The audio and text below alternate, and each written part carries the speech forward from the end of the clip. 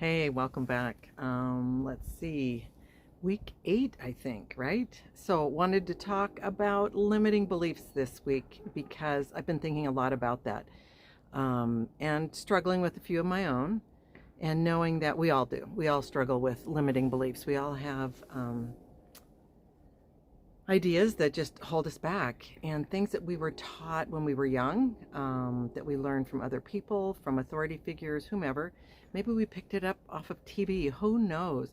But these beliefs are just, they're deep in the recesses of our subconscious. And it's just fascinating when you finally realize you have them and you can prove them wrong, and then you feel so much better.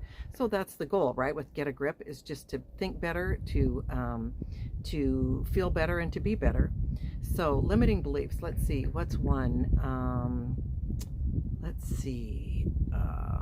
I have to have a lot of friends. I need to be popular. That means that I'm worthy, right? And that's so false. That's not really true. I need to have a lot of money to be happy.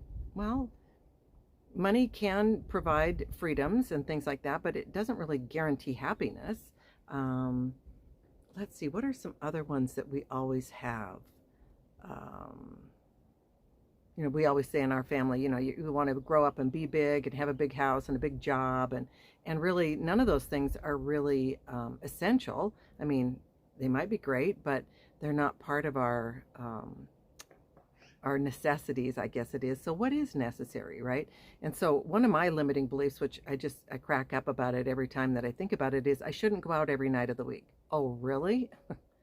um, why not? Right?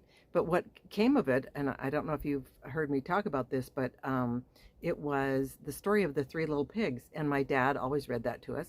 And the story was you had to be careful to be able to protect yourself from the wolf at the door. So my dad would always say, you don't want to overspend because you're keeping the wolf from the door, or, you don't want to eat up all the food because you got to keep the wolf from the door. And it was always about keeping the wolf from the door. Well, what is that idea? Well, it's that you need to be managing your affairs well. And I agree with that, but if I have the wherewithal to go out every night of the week, and I have the money and I have the time, why couldn't I? And this happened when I retired. All of a sudden I'm thinking, I don't know, I shouldn't go out every night of the week. And somehow I kept myself back from doing that. And I think, wow, that is such a strange thing to think about. And then I realized it was the wolf story. That was where that came from. And so that limiting belief was holding me back from enjoying retirement, basically. Now, I'm not going to be crazy and go out and spend all my money, but it is, if I can and I have the time and I have the wherewithal to do it, why not? So I wonder what your limiting beliefs are. Maybe you, like my mother, think you have to stand up straight and tall and walk like a princess, and that's going to make you a worthy human. Well, no, I know lots of people who don't do that, and they're very worthy.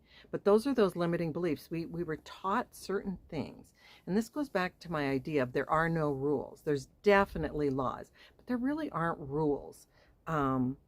There's ways to be civil and a good human, but all these rules that people live by, that they make a mistake and then they think, oh my Lord, I'm ruined. I'm the worst person on the planet. That's ridiculous. And that's because of those rules. And you'll start to kind of get a glimmer of this when you start to realize, oh, I do live by a lot of rules. Like my house has to be spotless, or my children have to be, quiet, or my child has to be the best on the team, or whatever it is. These limiting beliefs are holding you back from living a full life. And so you have to discover them. Now, how do you? Well, it's generally when you're making decisions. Yeah, and then you'll get this feeling like, oh, I shouldn't do that. Ugh. And then you'll know, oh, there's something going on in the background. And what is that idea? What is that belief that I hold on to? And why do I have that belief? And who gave me that belief? And do I need to hold on to it any longer? I think is my question. Do you? Does it work for you? I mean, if it's working for you, that's great. And go ahead and keep it up. But if it isn't, then you need to get rid of it. And I just do that by proving them wrong. One of the, I guess, it's not really, well, it's a funny belief. Yeah, I guess it's limiting, is that I can drive fast and make up time. Is that true? No, it's actually not true. You have to really be driving for a long time to make a difference in your arrival. So if you are 10 minutes late for a doctor's appointment across town, no matter how fast you drive, you're not going to make up that time because you're in town, right? And you can only go so fast. And I know you could speed quite a bit and think you could get there faster, but it doesn't really work out. And then what can happen is that you're driving so fast that you get picked up. And then let me tell you, you're going to be really late for the doctor's appointment. So it's funny things like that. That are just embedded in our psyche. I don't know where we picked it up, but we've got to really prove them wrong so that we can quiet those nasty beasts that are keeping us back. So I want you to kind of look at that this week and really think about, what are some of my limiting beliefs that I hold on to, whatever they may be, and wherever they came from. It helps to kind of know where they came from, but even if you can't remember where you got that idea, it's okay. You can still prove it wrong and put it to rest. And so I want you to think about that, because a lot of the things that we believe are actually from our youth, and they're not true. And we made them up because we were little when we learned them.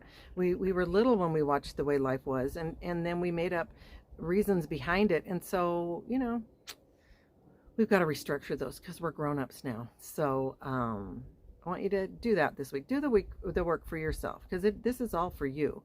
And it's for me too. Like, I do my own work and you do your own work, and we're working on ourselves.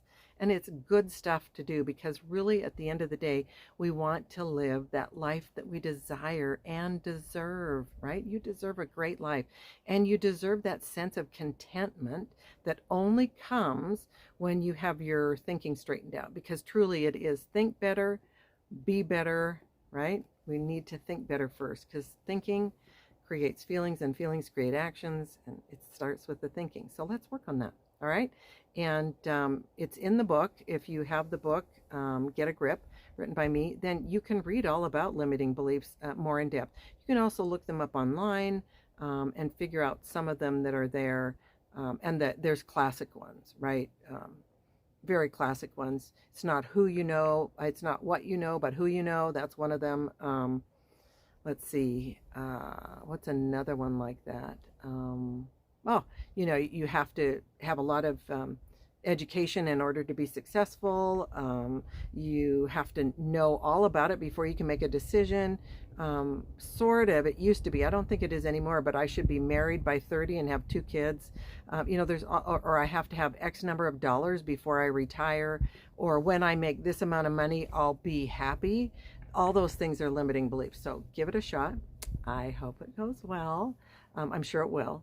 And then shoot me an email if you have questions, thinkgetagrip@gmail.com.